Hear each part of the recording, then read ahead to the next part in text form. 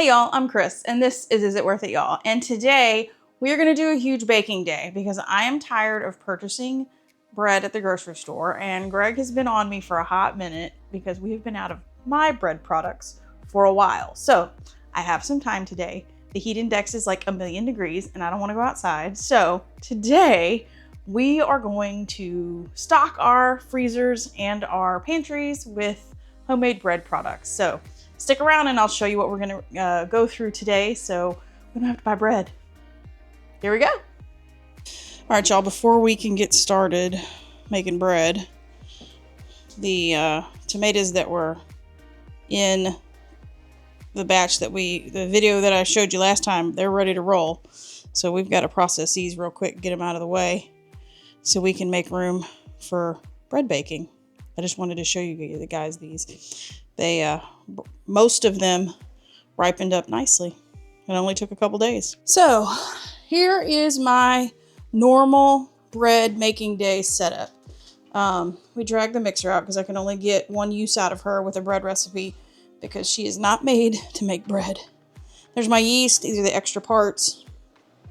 This is my food mill. So for those of you that don't know, I like to mill my own grains. So this is the food mill. I like to put a towel over here because stuff just flies out of that filter. And I've tried 20 different ways to make that stop and it just doesn't. My big measuring cup, here are my grains that I'm gonna use. And this is a combo of hard white and hard red.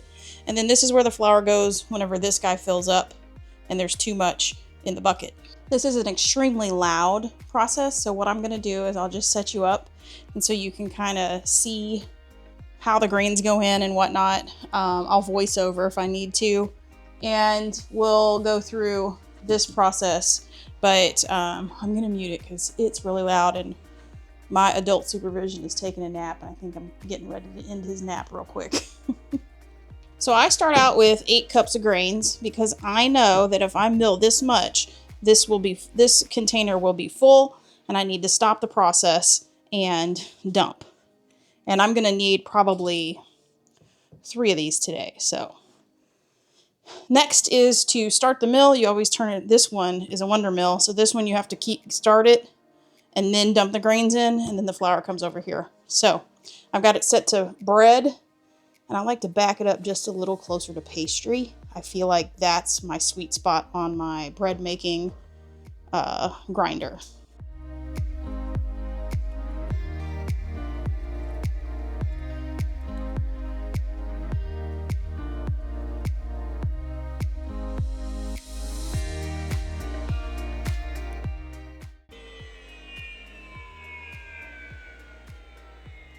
All right, that was our first 8-cup batch. All right, so now I'm gonna detach the bucket from the mill itself. And this is very warm. It's not hot, but it's warm. And so that's because of the millstones going so fast. So what we're gonna do next is take this lid off. So as you can see, 8 cups really puts this bucket at its limit. And so that's this turned into this. And it's really nice and fluffy and wonderful. So this is what I started with. And the reason why we started with this is because you can store whole grains longer than flour. So this is what I'm going to mill it today, use it today. So this is our first bucket and it is going to go in this bucket so I can do another batch. Okay, see that? This is just a 2.5 gallon food grade bucket. All right, we're gonna do that again. And then after that, this is gonna need to take a break because I do not want it to overheat. I do about 2 full batches and then let it rest because it's gonna take me a minute to go through that much flour.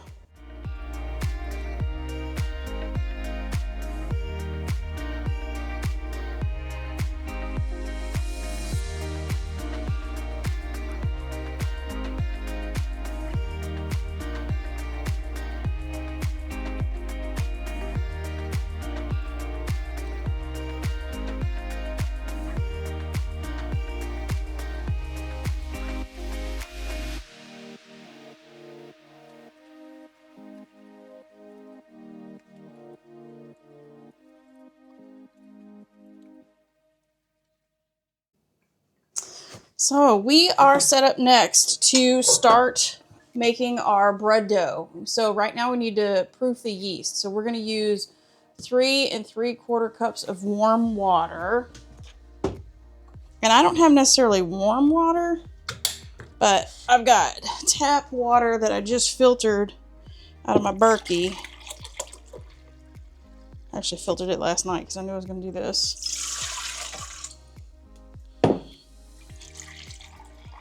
So it's just room temp. That was a little bit heavy. Let's pull that out. So there's your 3 3/4 cups of water. Now we're going to do 3 cups of fresh milled flour. And I'm going to get my big silver. And fresh milled flour is extremely fluffy because it's never been, it hasn't been compacted in a bag. So you'll probably be using less flour. What did I say? 3 cups. Okay, that's it. And then we need 2 1/4 tablespoons of yeast, or if you have one of those packets, I wrote it on my lid, look. 1 packet equals 2.25 teaspoons, or tablespoons, excuse me. That says teaspoons. It should say tablespoons, because that's like a packet. Maybe it is teaspoons. I'll have to double check. I'll put it on the screen. Anyway, I need tablespoons, because we're going to be using a ton of flour. So I need 2 1/4 tablespoons. I'm going to use my favoriteest ones. I buy my yeast in bulk, and I just stick it in a mason jar and stick it in the refrigerator. So this is going back in the fridge behind you. And now we are going to proof our yeast by creating a slurry. Okay, now we let her rest for 20 minutes and let the bubbles start rocking and rolling. I'll put you guys on a time lapse because I did this last time I did a bread recipe, and I think it turned out really cool.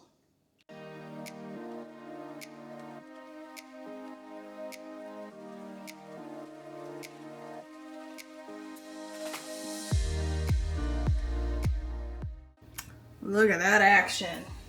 I hope you guys saw that on that time lapse. I can't wait to see how it turns out. Okay, we have active yeast, obviously, so we're going to switch that tool for a bread hook or a dough hook. I'm going to open up my door because I forgot to tell you guys this. This is Felicia's recipe from Grains and Grit. I use this all the time. Like, this is my jam. So the next thing, and it's proven, and why change it? The next thing we're gonna do is we're gonna add 3 1/4 teaspoons of salt,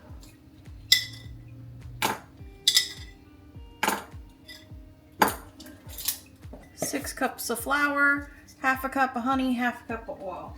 So I'm gonna do my 1/2 cup of oil first, and then I can put my honey in after that. I like to put these wet ingredients in first. I find that it just works out easier. All right, that's coated in oil. 1/2 cup of honey.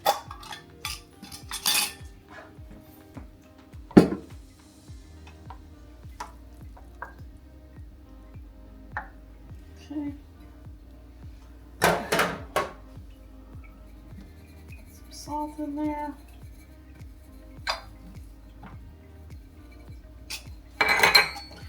Now we can start mixing and adding flour a little bit at a time. We're going to go up to 6 cups.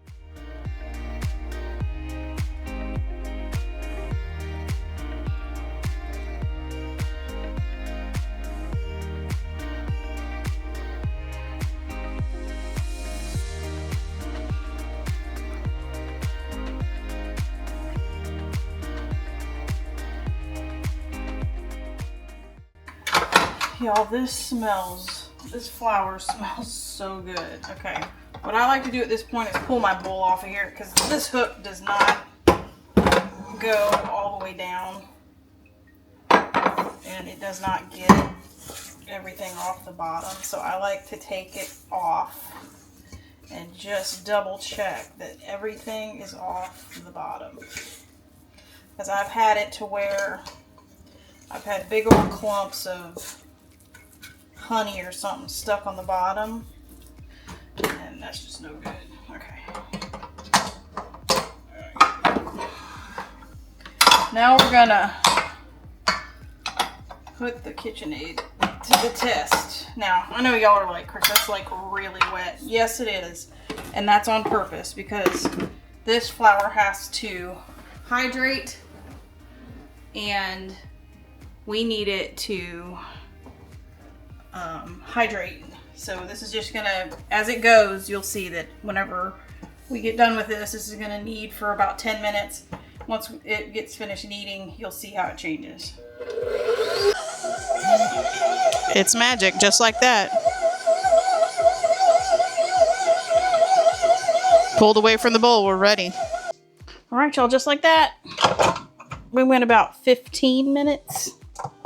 This dough is still sticky, but it has pulled away from the sides. Oh, now, this mixer, I'm not even gonna try it because I know better. It's going back in the corner because it's overheated. I only get one bread recipe out of that mixer. Oh, it's okay. Get this out of here.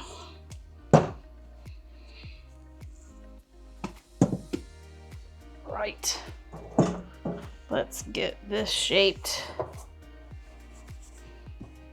And I'm trying not to add too much. I just don't want this to be so sticky that I have to.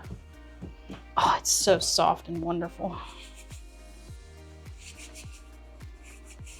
Get all this batter off my hands before I keep going. Okay. Oh, it's wonderful. It's so soft and nice. Okay, let's cut her in half. And then we need to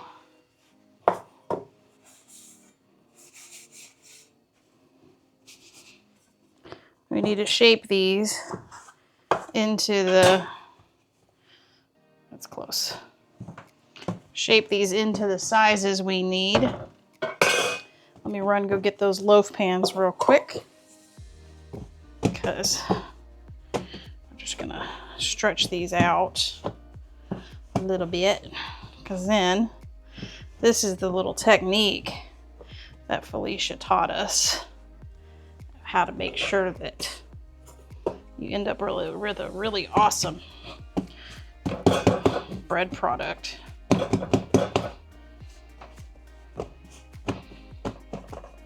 Oh, this is so pretty. Okay, be right back. I gotta go get my pans. I forgot. Oh my gosh, that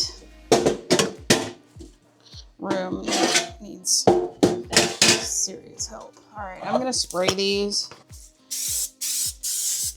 I just feel like they come off better. Then we're gonna put this loaf in here. Oh, she got stretched a little far. All right. Ta-da! They're gonna rise until they hit the top of the pan, and then we're gonna bake them off.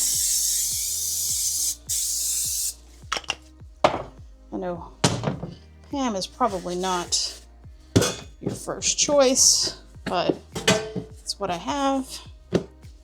And I'm not gonna throw it out because I already bought it, but we won't be rebuying it once you learn what's actually in it. Okay, roll that up. Ooh. Okay.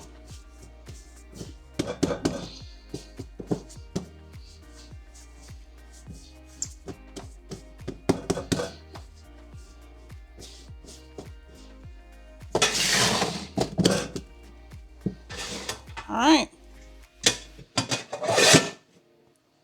Those are gonna sit over there. I'm gonna clean up my mess.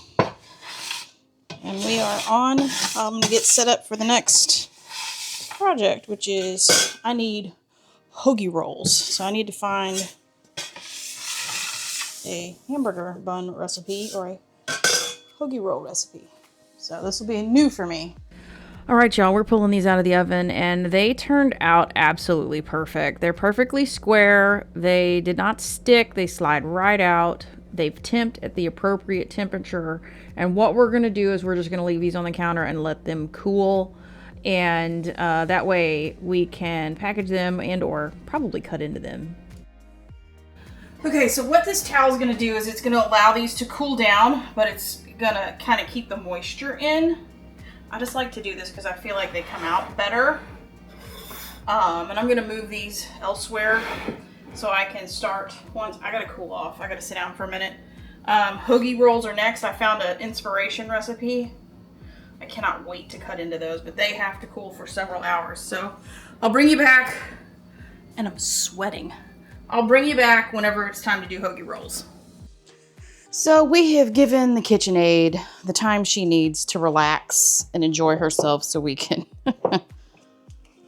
go on to the next recipe. And we are going to do sub buns. And these sub buns are inspired by Grains in Small Places. I'm using her sub bun recipe, but I'm modifying it a little bit because I don't have instant yeast. I have active yeast. And so I need to change this up just a little bit. So what I'm going to do is I'm going to combine everything but the salt and the flour, and I'm going to proof this yeast. So she is asking for 2 1/4 teaspoons of yeast.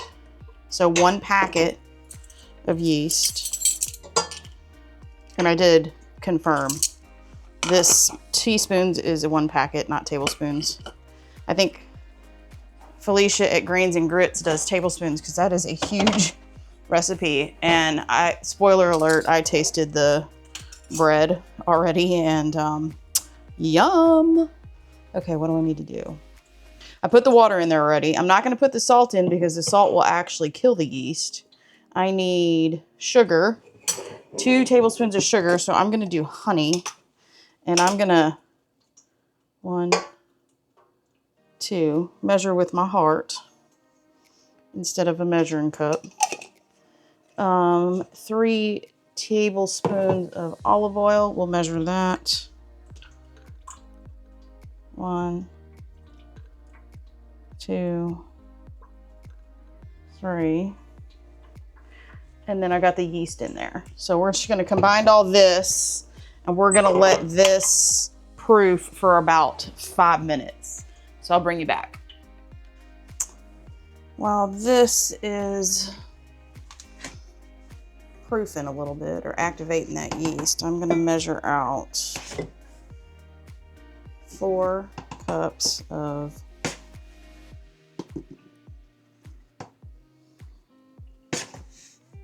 fresh milled flour. I can put that lid back on. I'm going to reserve out just a little bit so we can flour a surface later. Get this out of the way.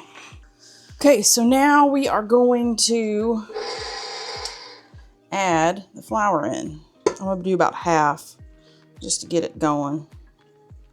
Then I'll do the other half.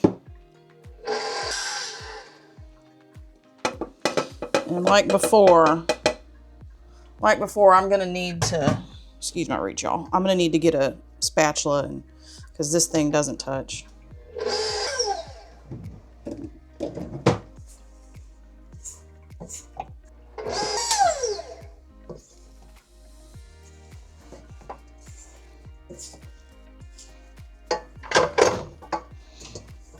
I can see down here.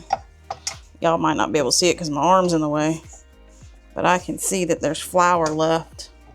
I'm gonna mix it a little bit more, and then we're gonna let this rest for 30 minutes. Yep, okay. We're gonna leave that alone for 30 minutes. We're just gonna chuck a towel over it real quick just so it don't dry out. I'm gonna set a timer for 30. This is going to let the flour hydrate. Now, using fresh milled flour, this is a very important step because this is different than what you're going to buy in the grocery store because they've stripped out the bran and they have stripped the flour down to make it shelf stable. This isn't shelf stable. This has a lot of oil in it. So this needs more time to absorb water because there's more stuff in it. So, and the bran takes a minute to rehydrate, or hydrate itself. So 30 minutes is about the norm when you start looking up recipes, when you start using fresh milled flour. Just know that the process is going to take a little bit longer because you're using the entire grain. Your methods are going to be a little bit different. And to get that fluffy, the consistency that you're used to, this is going to take a little bit longer because we're working with whole grains. So we'll meet you back here when the flour is hydrated. All right, timer just went off. That's been sitting for 30 minutes. Now what we're going to do is we're going to knead for 10 minutes and do the window pane test. So I'm going to turn the camera off. You don't need to see this. You already saw. This is just going to go around and knead for 10 to 20 minutes. And then I'll have to stop again because that's too much for this mixer. And then I'll bring you back when I can show you the window test.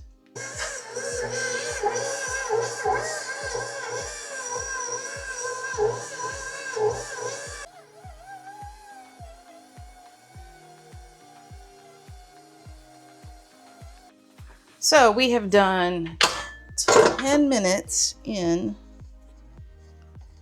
the mixer. Get this off. Oh, okay, it pulled away nicely from the sides of the bowl, so that's good. Get this out of there. It's still a little sticky. See how clean that bowl is? That's good. Let's get you out of the way. And then I'm just gonna lay down, because it is still sticky, just a smidge of flour. I'm gonna put a smidge of flour on my hands. And we are gonna give this a good knead. And I'm not gonna do this too much because you can hear my counter. We're gonna do the window pane test. And so that is being able to stretch your dough, pinch this off. Stretch your dough to the point to where you can see light through it. I'm going to hold it up. You can see light through it and it doesn't tear. And we're there. We're pretty much there. Put that back together. Pull it back apart.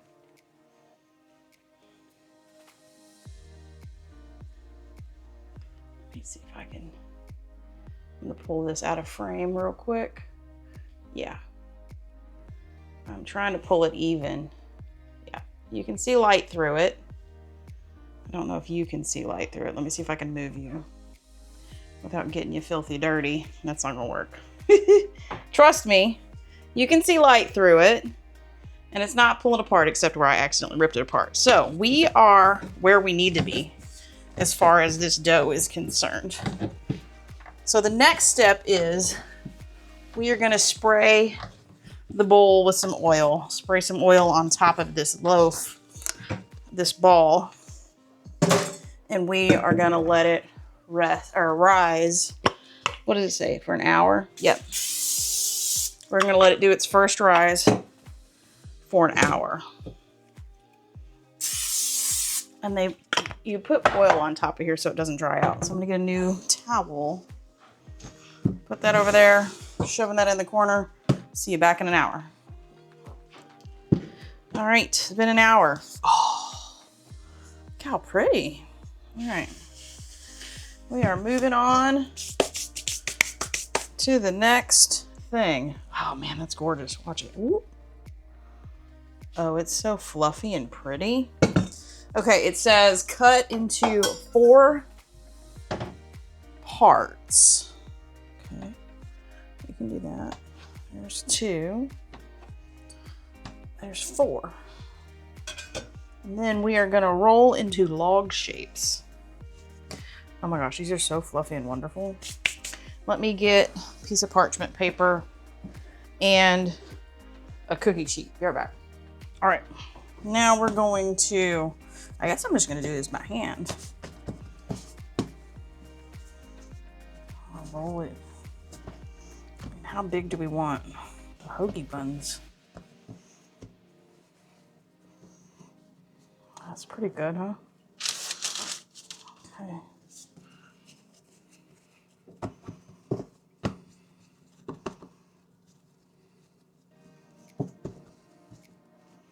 That's about right, huh?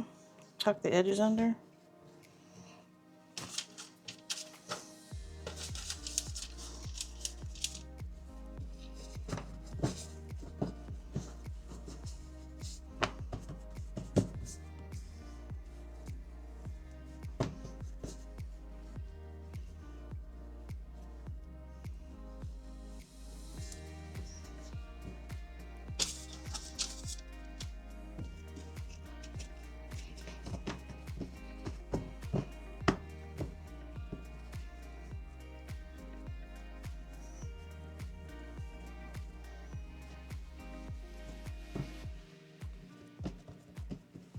Okay.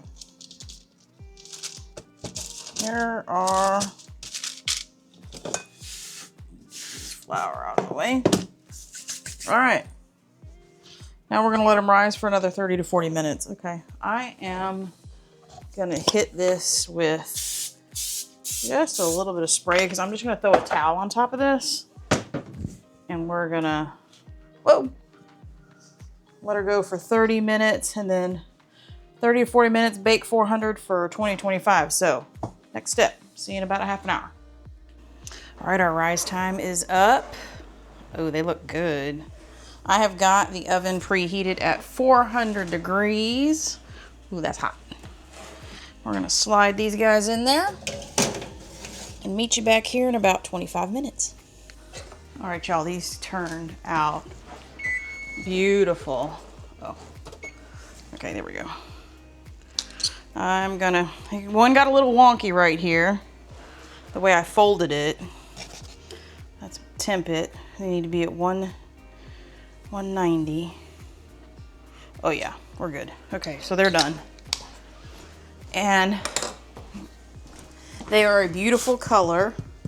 They definitely are hollow to the sound. Hear it? Turn this oven off. Yeah. There's a fold that looks weird. That one looks great. Little folds on the bottom. Okay, so I need to do a better job on the bottom. All right, we're gonna let these cool off and we're gonna call it good. Put a towel over them. Man, I'm impressed with that recipe. All right, y'all, I'm pooped. We got these breads done, bagged up. The Hoagie Rolls just came out, or sub buns just came out. I'll link the inspiration blog post down below so you've got a copy of that recipe. And Grains and Grit. She's amazing. Felicia, this is the best recipe. I don't even, it literally stays taped to my cabinet because I use it so much. So we have bread products back in the pantry. Thank goodness. So, because I'm running to the grocery store today and bread is one thing I'm not picking up. So that's awesome. Alrighty, I hope you liked the video. I hope you learned something. Like, comment, and subscribe if you haven't already. And until we see you on the next video. Bye, y'all.